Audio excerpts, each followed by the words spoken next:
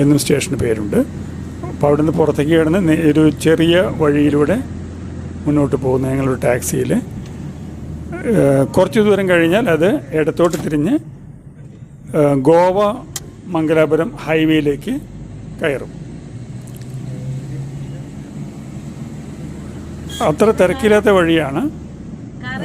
Traffic jam അങ്ങനത്തെ പ്രശ്നങ്ങളൊന്നുമില്ല.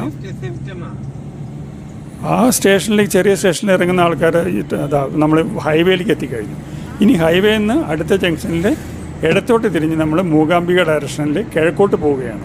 ഇപ്പോൾ ഈ ഹൈവേ പോകുന്നത് തെക്കോട്ടാണ്, മംഗലാപുരം ഡയറക്ഷനിൽ. അവിടുന്ന് ലെഫ്റ്റിക്ക് തിരിയുമ്പോൾ നമ്മൾ കിഴക്കോട്ട് 28 കിലോമീറ്റർ കിഴക്ക് മാറിയിട്ടാണ് ഈ മൂകാംബിക ക്ഷേത്രം സ്ഥിതി ചെയ്യുന്ന കൊല്ലൂർ നിലനിൽക്കുന്നത്. കൊല്ലൂർ എന്ന സ്ഥലം. അപ്പോൾ കൊല്ലൂരിലേക്കുള്ള വഴി വലിയ ഗംഭീരം എന്ന് പറയാനില്ലെങ്കിലും നല്ല വഴിയാണ്. കുണ്ടും കുഴിയില്ലാത്ത നല്ല ഹൈ സ്പീഡിൽ വണ്ടി